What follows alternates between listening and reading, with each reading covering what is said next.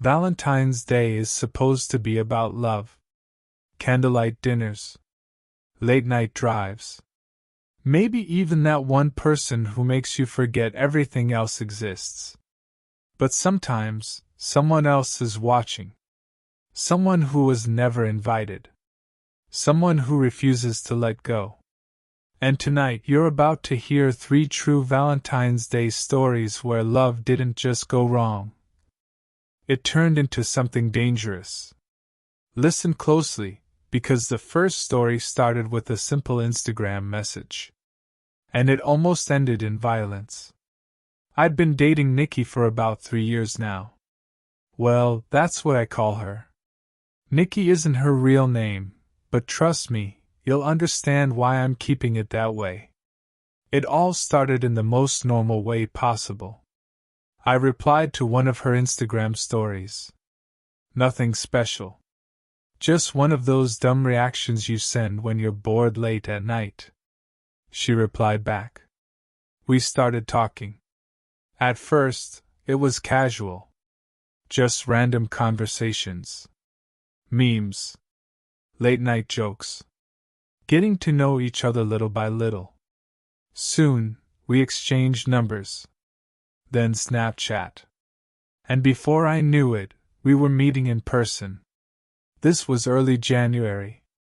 Right after the holidays. Everyone was still in that weird post-Christmas slump, trying to get back into routine. Valentine's Day was coming up fast. And honestly, I was just glad I wasn't going to spend it alone again. Being single on Valentine's Day sucks. You see couples everywhere. Restaurants packed. Social media full of fake perfect relationships. But this time was different. This time, I had Nikki. We started hanging out more. Going on dates. Late-night drives. Watching movies at her place. Everything felt easy. Natural. Like it was meant to happen. But then, one night, everything changed. We were sitting in her car outside her apartment. Just talking like we always did. Laughing about something stupid. Then she got quiet. Really quiet. She stared down at her phone for a few seconds before locking the screen. I could tell something was off. You good? I asked. She hesitated. Then she said something that immediately put me on edge. There's this guy, she said. That's never a good way to start a sentence. She told me his name was Ben. He was a few years older than her. They'd met at her commuter college during a group project. At first, he seemed normal. Quiet. Maybe a little awkward. But nothing unusual. Until he started showing up everywhere. At first, she thought it was coincidence. Same hallways. Same parking lot. Same coffee shop near campus. But then it kept happening. Over and over again. He started texting her. She never gave him her number. He just got it. The text started off harmless. Hey. How are you? But when she didn't reply, they got worse. More frequent. More desperate. More unsettling. He told her he'd seen her on campus. He told her what she was wearing. He told her where she'd been. That's when she realized. He was watching her. Still, she never went to the police. She said she didn't want to make it a big deal. She thought ignoring him would make him stop. It didn't. He found out where she lived. He sent messages saying he'd been outside her apartment. Waiting. Watching. But Nikki kept ignoring him. She never blocked him. She said she wanted to see how far he'd go. That alone creeped me out. But what happened next was worse. He started texting her again right before Valentine's Day. Constantly. More aggressive. More obsessed. And then one night, She opened her front door and found a box of chocolates sitting on the ground. No note. No name. But seconds later, her phone buzzed. "I hope you like your gift." It was him. That was the moment she finally snapped. She told him to leave her alone. She told him she was seeing someone. She told him it was over. Or at least, she thought it was. A few days later, she sent me a screenshot. It was from a random number. The message said, "Is the guy you're seeing him?" And then, it said my name. My full name. My stomach dropped. I'd never met this guy. Never seen him. But somehow, he knew who I was.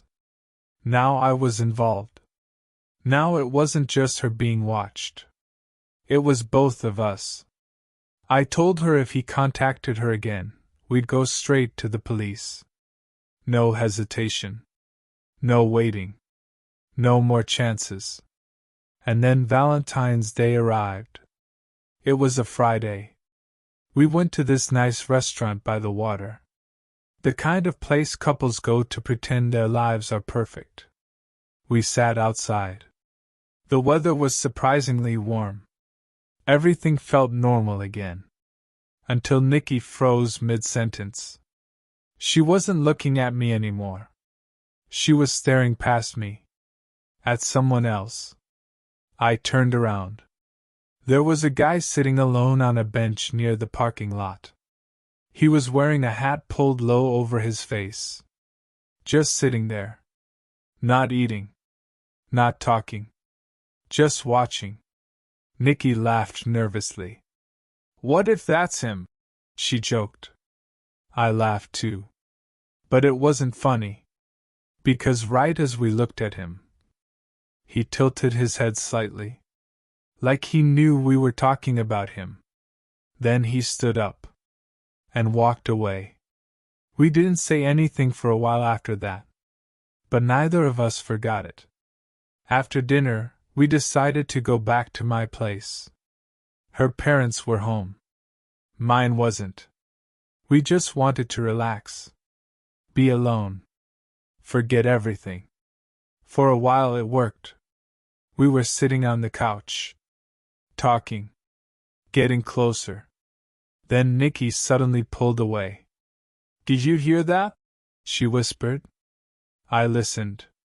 There was a noise outside. From the backyard.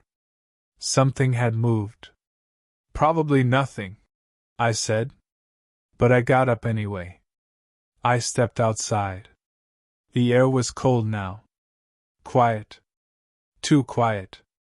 Then I saw it. A stack of beach chairs that had been leaning against the wall was knocked over. Just lying there. Like someone had bumped into them. But there was no wind. No animals. Nothing. Then I noticed something else. Movement. In the bushes. I froze. There was someone standing there. Watching me. And the moment he realized I saw him, he started moving toward me. Fast. That's when I realized. He hadn't been watching from afar anymore. He was here. In my backyard. On Valentine's Day. Watching us. Waiting. I didn't know what he was planning.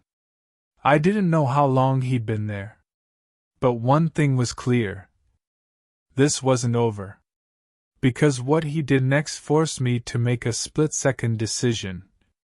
One that could have ended with one of us in the hospital. Or worse. And what the police discovered about him later made everything even more disturbing. Part 2 gets much darker.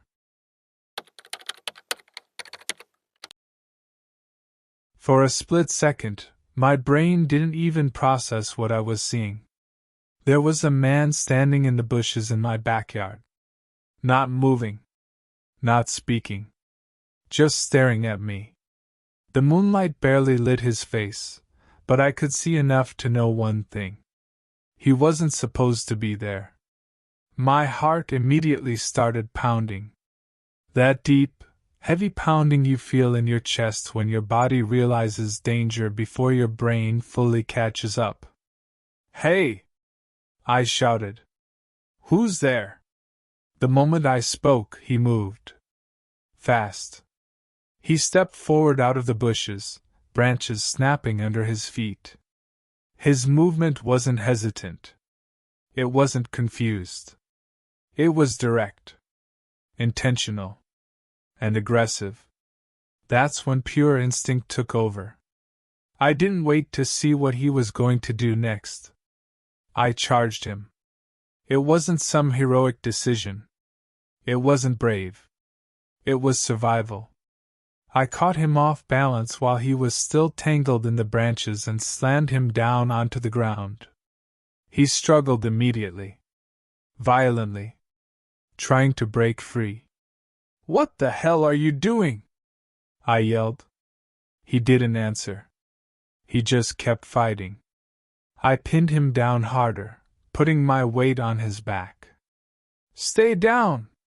I shouted. "Don't move!" Inside the house, I heard Nikki's voice. "What's happening? Call the police!" I yelled back. She rushed outside seconds later, phone already in her hand.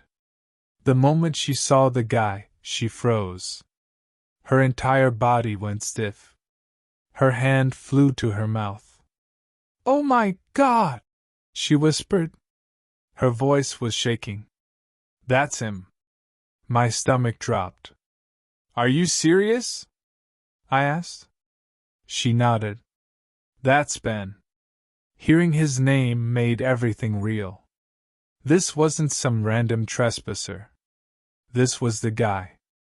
The stalker. The one who'd been texting her. Watching her. Following her.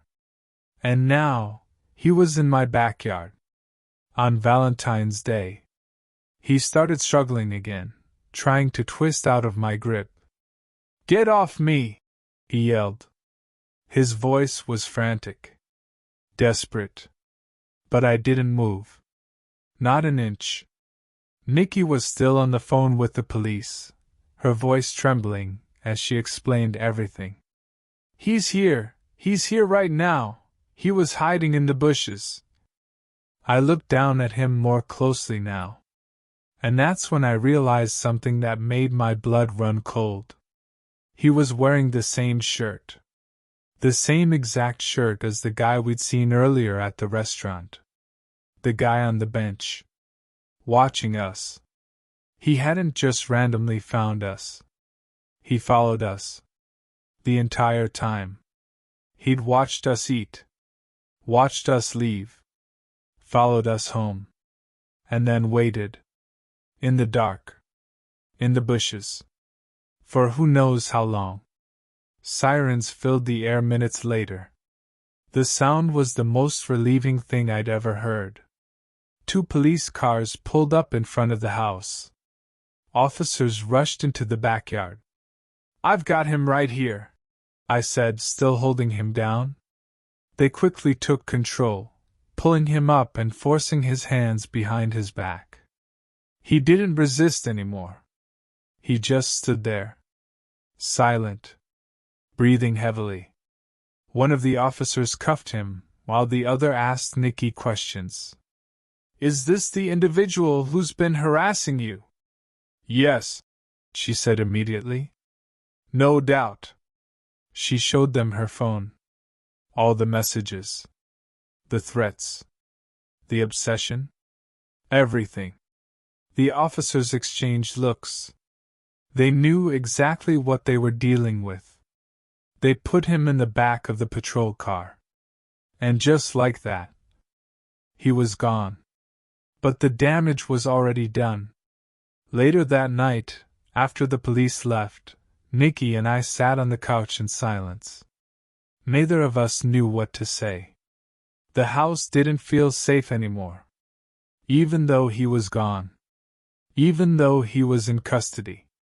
It still felt like he was watching, like his presence hadn't fully left. Over the next few weeks, we learned more about what happened to him. He was charged with trespassing and stalking. Nikki officially pressed charges. She got a restraining order against him, which meant if he ever contacted her again, he'd be arrested immediately. He ended up getting a misdemeanor, a fine, and a permanent mark on his record. Honestly, it didn't feel like enough. Because the scariest part wasn't what he did. It was what he could have done. He was hiding in my backyard. On Valentine's Day. Waiting. Watching. We never found out how long he'd been there. 10 minutes? An hour? Longer? And sometimes late at night. I still think about that moment. The way he stood there in the bushes. Not moving. Not speaking. Just watching. Like he was waiting for the perfect moment. But as terrifying as that night was, it wasn't the only Valentine's Day horror story I've heard. Because the next story started with something that seemed harmless. Just a friendly couple. A polite conversation. An innocent offer. But it ended with two people running for their lives. Hiding in the woods. While someone hunted for them in the dark. They thought they were being followed. They thought they were being paranoid. Until their car suddenly stopped working. On a dark road. Surrounded by trees. And the same couple they'd seen earlier stepped out of the shadows. Part 3 is where things get even more disturbing.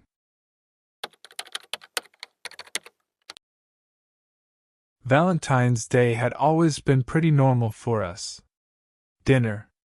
Laughing. Maybe a movie after. Nothing crazy. Nothing dangerous. At least, that's what we thought. This happened about 4 years ago, back when my boyfriend and I had only been dating for around a year. We weren't living together yet, but things were serious. Serious enough that we planned something special that year. We picked a popular restaurant downtown. Nothing fancy, but nice enough to feel like an occasion. When we arrived, the place was packed. Couples everywhere. People dressed up. Flowers on tables. The usual Valentine's Day chaos. But before we even walked inside, something weird happened. There was a couple standing near the entrance. They weren't talking. They weren't on their phones. They were just staring at us. Not casually. Not normal curiosity. They were locked in. Watching us. I tried to ignore it at first, thinking maybe I was overreacting. But as we walked past them, the woman smiled. Not a friendly smile. Something else. Something forced. Inside the restaurant, my boyfriend gave our name to the host.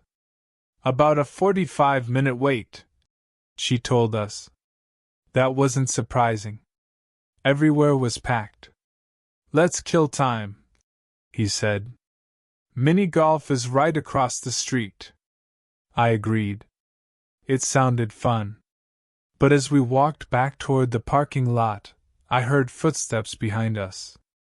Excuse me, a woman's voice said. We turned around. It was her. The same woman from outside. Up close, her smile looked even stranger. Too wide. Too deliberate. She held out her hand.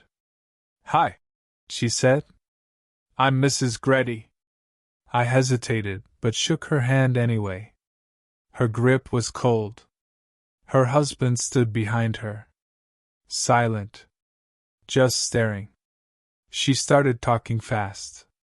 Too fast. She said they were photographers. She said we looked like a beautiful couple. She said we'd be perfect for photos. She offered to take us to their studio. Right now. She said it was only 5 minutes away. Every alarm bell in my head went off. She didn't have a business card. No website. Nothing. Just words. My boyfriend politely declined. We're good, he said. Her smile didn't fade. Not even a little. She just nodded slowly. All right, she said. We walked away. But I could feel her eyes on us. Watching. Following. We got into the car. That was creepy, I said. Yeah, he agreed. We laughed it off. But deep down, I felt uneasy. We drove to the mini golf place. And at first, everything seemed fine. It was empty. Completely empty. Which was weird for Valentine's Day. But honestly, we didn't mind. We started playing. Trying to forget the weird encounter. Then I heard it. The entrance bell. I turned toward the door. And my stomach dropped. It was them. The same couple. Standing there. Looking around. Then the woman saw me. And smiled. That same smile. My heart started racing. They're here, I whispered. My boyfriend turned. His expression changed instantly. They walked in slowly. Not playing. Not talking. Just watching. I didn't feel safe anymore. We should leave, I said. He nodded. We turned to walk out. And suddenly, they were right behind us. Closer than before. Crazy coincidence, the woman said. Her voice calm. Too calm. Then her husband spoke for the first time. We should play against each other, he said. His voice was flat. Emotionless. Then he said my boyfriend's last name. Correctly. Either of us had told them. Not once. The air left my lungs. We didn't respond. We just walked faster. Out the door. Back to the car. Locked the doors immediately. We sat there in silence. Trying to understand what just happened. How did he know your name? I asked. He didn't answer. Because he didn't know either. Then his phone buzzed. The restaurant was ready for us. We debated skipping dinner. But we didn't want to let them ruin everything. So we went back. Dinner felt normal. Almost. But I couldn't shake the feeling that we weren't alone. At one point, I thought I saw the woman standing near the hallway. Watching. But when I looked again, she was gone. After dinner we left. To get to his house, you had to drive down a long road. No street lights. Just trees. Endless trees. About 5 minutes into the drive, we heard a loud pop. Then another. The car lurched. He pulled over. Both front tires were flat. Panic hit instantly. This wasn't random. This wasn't coincidence. They did this, he said. Before I could respond, he grabbed my arm. We have to get out. We ran into the trees. Branches scratching our arms. Breathing hard. He called the police. Whispering our location. Then, headlights appeared. A car pulled up. Stopped near his vehicle. We laid flat on the ground. Not moving.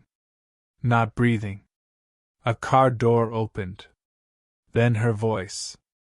We took too long. Cold. Emotionless. Then silence. The car drove away. Police arrived minutes later. We were safe. But whoever they were gone. We never saw them again. never heard from them, never found out who they were. But sometimes, I still think about that smile, and how close we came to something much worse. Valentine's Day is supposed to bring people closer together, but sometimes it brings you face to face with people who should never have found you. And the scariest part? You never know who's watching until it's too late.